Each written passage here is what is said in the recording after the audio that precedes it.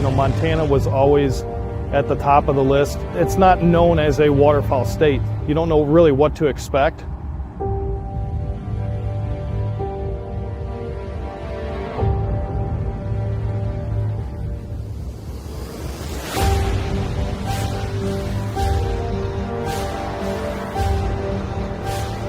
I always thought back at home that we had a lot of geese, and the farther west we got, we started seeing more and more and more. In this section of river, this 15, 20 miles, there's more geese than I've ever seen in my life.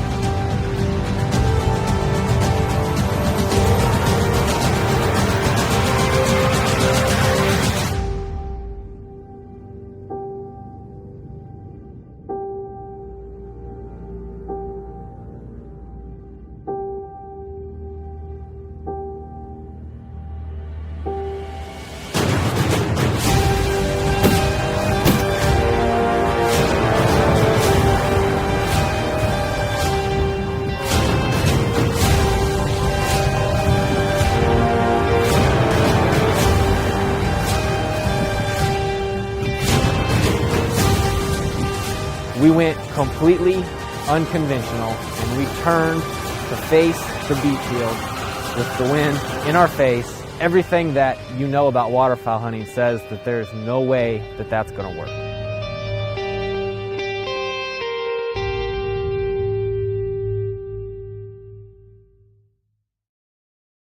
I've always wanted to come to Montana since I was a little kid, and when we try to put together new destinations and new hunts for the year, you know, Montana was always at the top of the list. It's not known as a waterfowl state, so you know, coming into it, you know, you don't know really what to expect. I've heard a few people say that they've had some of the best goose hunts of their life up here.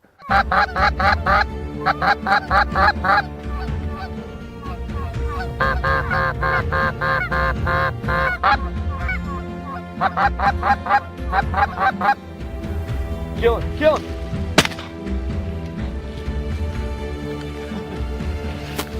Hey, these two might come. Hey, we got two coming.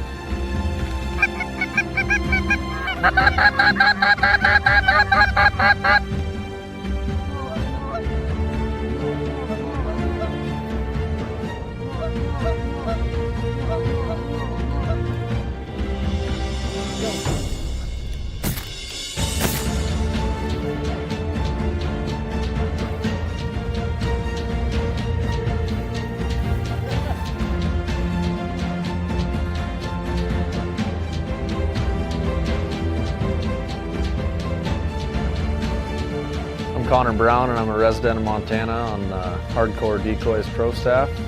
Well, we're typically hunting any kind of agriculture that the birds are working depending on time of the year right along the river. A lot of challenges cover. I mean, cover is a big thing in hunting geese. And like today, a bluebird sky day, kind of hard to hide yourself in. So getting places like hunting ditch banks and next to pivot wheels and whatnot, it can be kind of a challenge getting the birds to work right. You got to get the wind in your favor, and that's not always easy to do.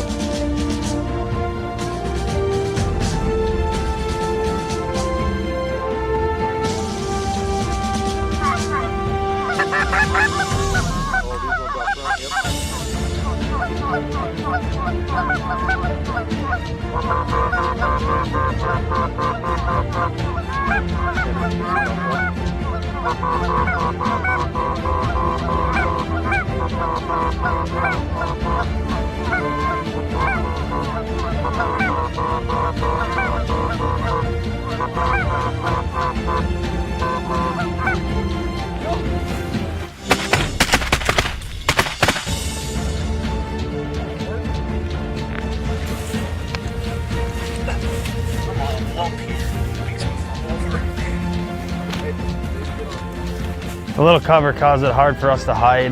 We ended up working more, trying to get on the edges of fields, ditch lines, fence lines, somewhere where the birds didn't really want to be that tight up against ditches and fence lines. That was the only cover that we had going for us.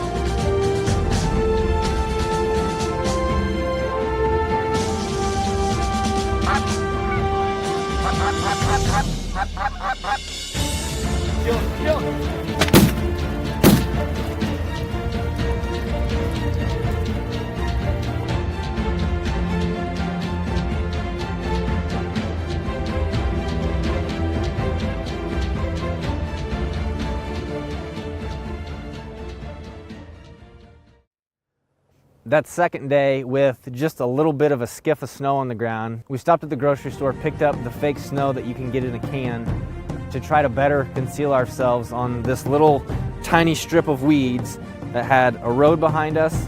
On the back side of that road was a beet field that was jet black, and we were in cut corn silage. So in that silage field, it's nothing but stalks. There's no waste leaves or cut up anything. So yeah, it does provide you with a little bit of cover, but it's limited.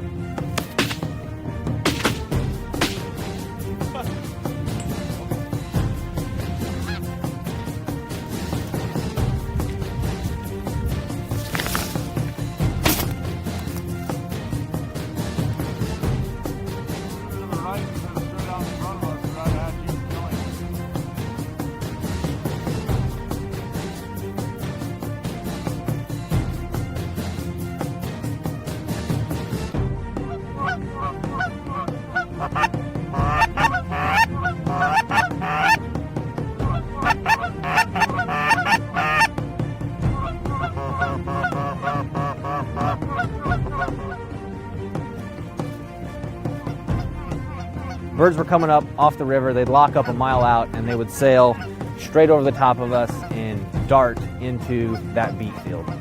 After seeing that happen dozens upon dozens of times, we went completely unconventional, and we turned to face the beet field with the wind in our face. And you know, everything that you know about waterfowl hunting says that there's no way that that's going to work.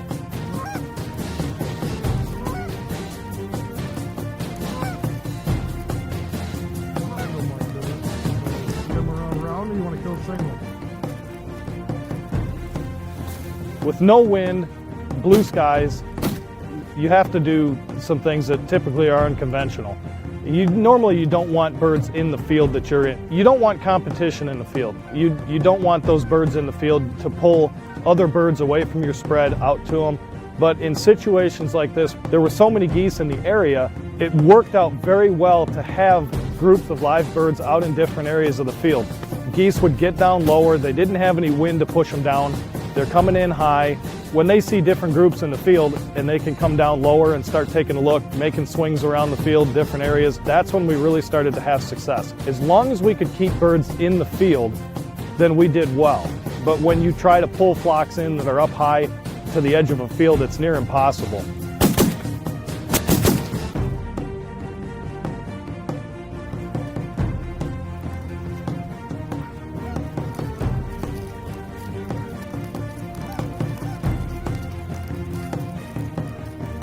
I always thought back at home that we had a lot of geese, and the farther west we got, you started seeing more and more and more. In this section of river, this 15, 20 miles, there's more geese than I've ever seen in my life. Every field's got thousands, not hundreds, just thousands and thousands of geese. They got a lot of feed. Every field, they got a couple thousand birds in it, so you set up in one, and they see something that's wrong, they'll move to the next. There's no lack of food, and there's no lack of birds.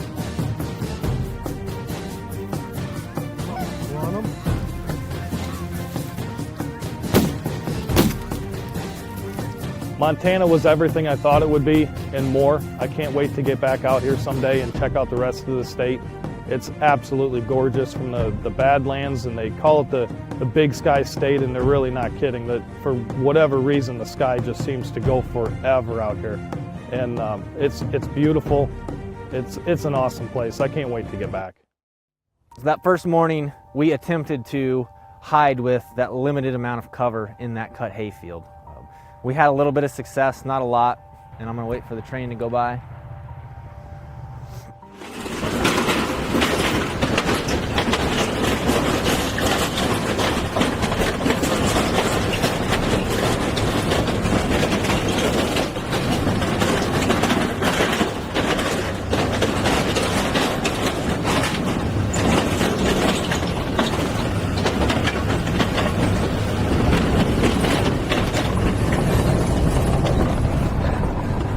Wow, that's a bridge there, buddy.